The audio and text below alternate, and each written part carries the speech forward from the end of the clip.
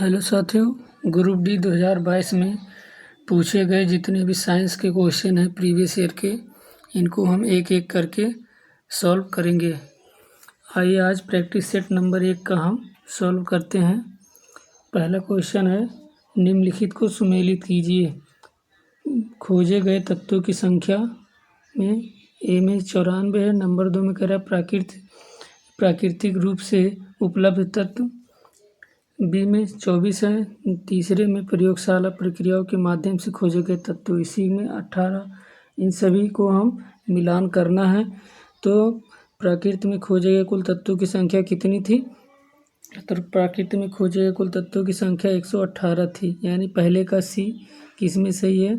और प्रकृति में दूसरा प्राकृतिक रूप से उपलब्ध तत्व कितने थे? तो प्राकृतिक रूप से उपलब्ध तत्व 94 थे। तो दूसरे का ए हो जाएगा, पहले का सी और तीसरे का बी हो जाएगा। तो पहले का सी इसमें हो जाएगा, फिर दूसरे का ए, यानी ऑप्शन नंबर मेरा क्या हो जाएगा? ऑप्शन नंबर डी सही हो जाएगा। आइए दूसरे क्वेश्चन पे चलते हैं। क्वेश्चन नंबर 2 है, कह रहा है यदि 3 ओम 2 ओम और 6 ओम के प्रतिरोध समांतर क्रम में संयोजित हैं तो उनके संबंध में निम्नलिखित में से कौन सा कथन सही होगा?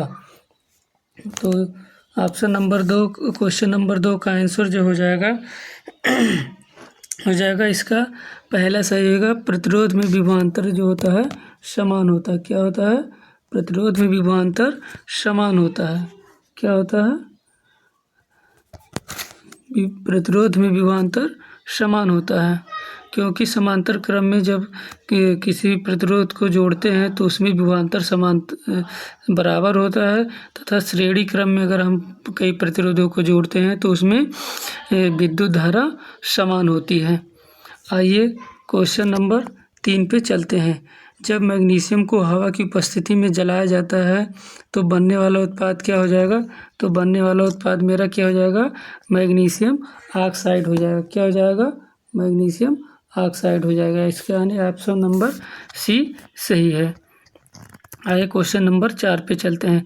4 सेंटीमीटर आकार वाली किसी वस्तु को 8 सेंटीमीटर फोकस दूरी वाले उत्तल दर्पण के सामने 24 सेंटीमीटर की दूरी पर रखा गया है, तो निर्मित प्रतिबिंब कैसा होगा? सीधा होगा या उल्टा होगा? और इसकी ऊंचाई कैसी होगी? तो इसका ऑप्शन नंबर क्या हो जाएगा? ए हो जाएगा। क्या हो जाएगा? ऑप्शन नंबर ए हो जाएगा, सीधा हो जाएगा और 1 सेंटीमीटर की ऊंचाई पर होगा। चलते हैं नेक्स्ट क्वेश्चन पे।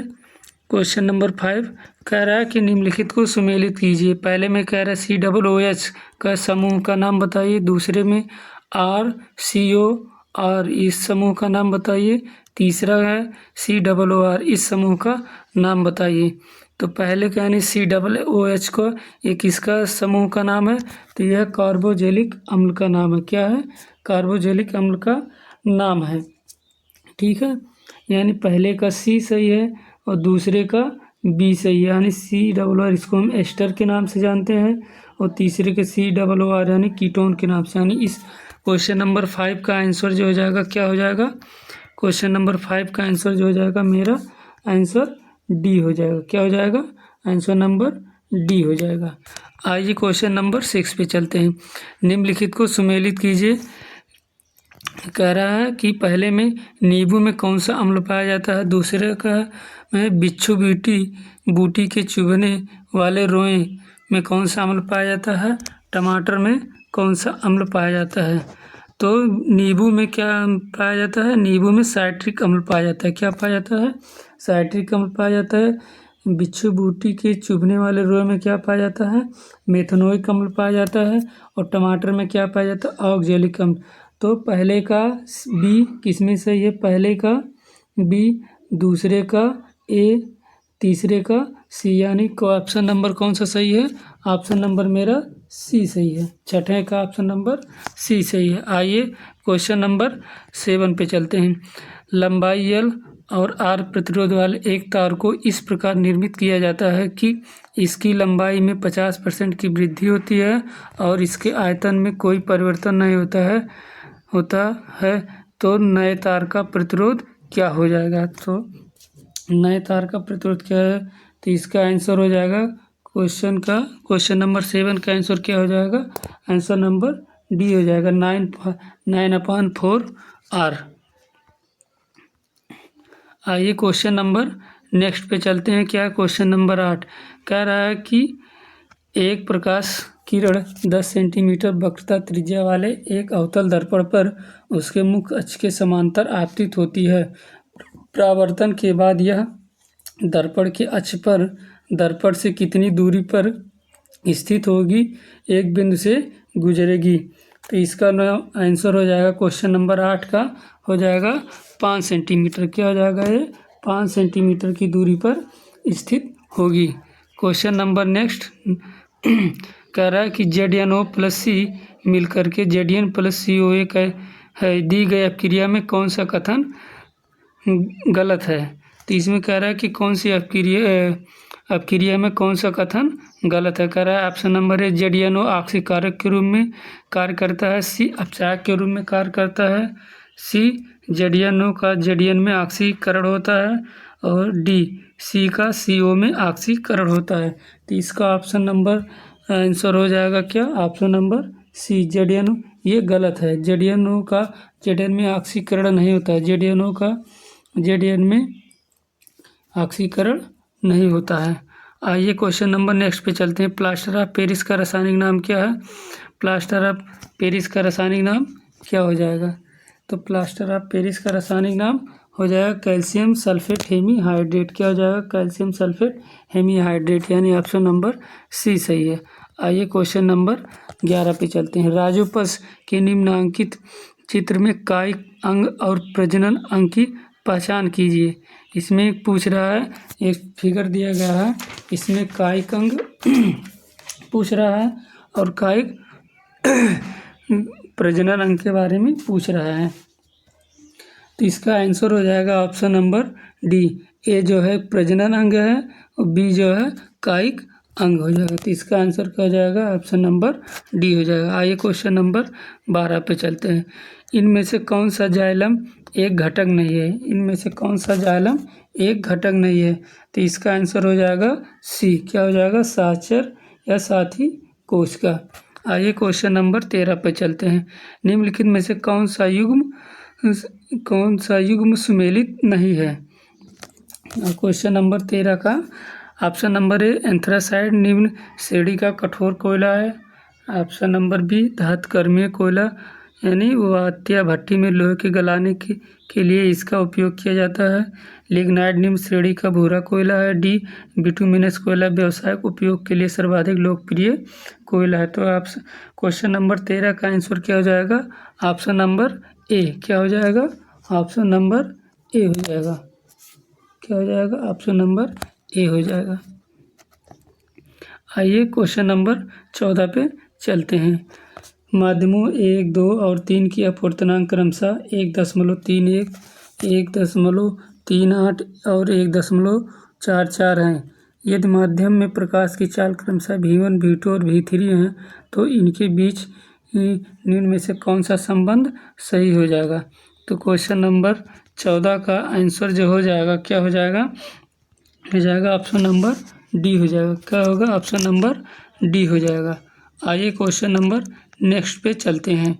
क्वेश्चन नंबर 15 है, क्या कह रहा है कि कोई प्रकाश किरण किसी कांच के प्रिज्म के एक अपवर्तक पृष्ठ AB पर आपतित होती है और अन्य अपवर्तक पृष्ठ AC से बाहर निकलती है। निम्न कथनों पर विचार करें। कह रहा है कि पहला है पृष्ठ AB पर अपवर्तन कोण श्वेत प्रकाश के विभिन्न रंगों के लिए समान होता है। दूसरा है पृष्ठ AC पर अपवर्तन कोण विभिन्न रंगों के लिए भिन्न भिन्न होता है। तो कह रहा है उपरोक्त में से कौन से कथन सही हैं। तो क्वेश्चन नंबर 15 का आंसर हो जाएगा बी, कह रहा है केवल 2 सही हो जाएगा। क्या हो जाएगा, ऑप्शन नंबर बी सही हो जाएगा। आइए क्वेश्चन नंबर 16 पर चलते हैं। निम्नलिखित चित्रों में फ्लोएम की एक कार को दर्शाता है। कौन सा निम्नांकित चित्र दीवारों वाले उस भाग को दर्शाता है जो परिवहन में सहायक है। तो ये आपका एक चित्र दिया गया है फ्लोएम ऊतक का, इसमें आपको बताना है। तो इसमें क्या बताना है कि जो परिवहन सहायक है। तो क्वेश्चन नंबर 16 का आंसर क्या हो जाएगा? क्वेश्चन नंबर 16 का आंसर ए हो जाएगा। क्या हो जाएगा? ए हो जाएगा, ऑप्शन नंबर ए, यानी इसका ये बी वाला पार्ट सही हो जाएगा। आइए क्वेश्चन नंबर 17 पे चलते हैं। दी गई अभिक्रिया को पूर्ण करें। एक अभिक्रिया दी गई है 2AgBr सूर्य के प्रकाश की उपस्थिति में, तो एक उत्पाद बन रहा है Ag प्लस क्या बनेगा? Br बनेगा। क्या बनेगा? Br बनेगा। इसका ऑप्शन नंबर बी सही हो जाएगा। क्वेश्चन नंबर 18 है, कह रहा है एक विज्ञान की पुस्तक में समान औसत त्रिज्या और समान लंबाई की दो परिनालिकाओं P और Q को दर्शाया गया है। P के अंदर खींची गई क्षेत्र रेखाओं की संख्या Q के अंदर खींची गई क्षेत्र रेखाओं की संख्या की तीन गुनी है। यदि दोनों परिनालिकाओं में प्रवाहित धारा समान है तो परिनालिका P में फेरों की संख्या परिनालिका Q में फेरों की संख्या की कितनी गुनी हो जाएगी? तो इसका आंसर है क्वेश्चन नंबर 18 का आंसर जो हो जाएगा ऑप्शन नंबर डी हो जाएगा। क्या हो जाएगा? 3 गुनी हो जाएंगी। क्या हो जाएंगी? 3 गुनी हो जाएगी। आइए क्वेश्चन नंबर 19 पे चलते हैं। निम्नलिखित में से कौन सा पौधा कायिक प्रवर्धन द्वारा प्रजनन नहीं करता है? तो इसका आंसर हो जाएगा क्वेश्चन नंबर 19 का आंसर आम जो होता है कायिक प्रवर्धन के द्वारा प्रजनन नहीं करता। बाकी की जो है गन्ना, गुलाब, अंगूर, ये सब कायिक प्रवर्धन के द्वारा प्रजनन करते हैं। आइए क्वेश्चन नंबर 20 पे चलते हैं।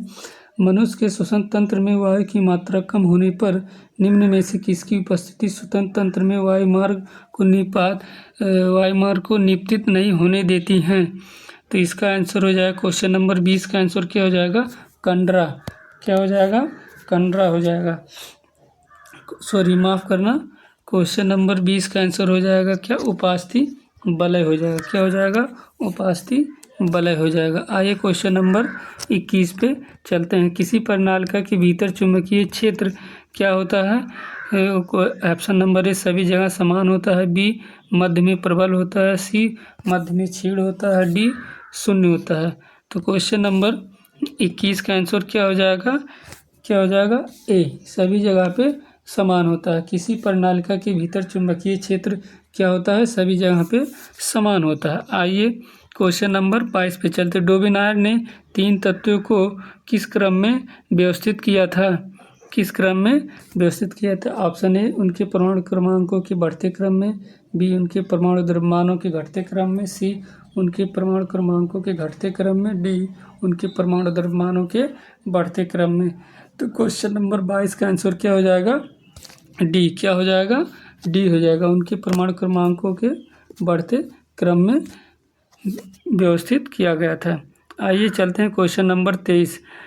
कह रहा है कि 10 ओम, 15 ओम और 30 ओम के 3 प्रतिरोध श्रेणी क्रम में संयोजित है। 3 तो संयोजन का प्रतिरोध यानी टोटल प्रतिरोध हमें बताना है। श्रेणी क्रम में हम प्रतिरोधों को जोड़ लेते हैं, तो 10 और 15, 25 और 30, 55, यानी कुल कितने हो जाएंगे? 55 ओम हो जाएंगे। ऑप्शन नंबर 23 का आंसर क्या हो जाएगा? 55 ओम हो जाएगा। आइए चलते हैं क्वेश्चन नंबर 24 पे। कह रहे हैं कि सिगरेट पीना स्वास्थ्य के लिए हानिकारक क्यों है? सिगरेट पीना स्वास्थ्य के लिए हानिकारक क्यों है? नंबर 1, क्योंकि यह फेफड़ों में शोथ का कारण बनता है, बी क्योंकि यह छाती की मांसपेशियों को कमज़ोर करता है, सी क्योंकि यह आरबीसी की ऑक्सीजन वहन क्षमता को कम कर देता है, डी क्योंकि यह ऊपरी श्वसन पथ में मौजूद पेशाब को नुकसान पहुंचाता है। तो क्वेश्चन नंबर डी का आंसर क्या हो जाएगा? ऑप्शन नंबर डी हो जाएगा, क्योंकि यह ऊपरी श्वसन पथ में मौजूद पेशाब को नुकसान पहुंचाता। आइए क्वेश्चन नंबर 25 और यानी इस सेट का लास्ट क्वेश्चन है। जीवों का इनमें से कौन सा समूह मृत और क्षयकारी जीवों के विघटन में शामिल होता है? क्या होता है? क्वेश्चन नंबर 25 का ऑप्शन नंबर ए उत्पादक, बी उपभोक्ता, सी अपमार्जक, डी अपघटक। तो 25 का आंसर क्या हो जाएगा?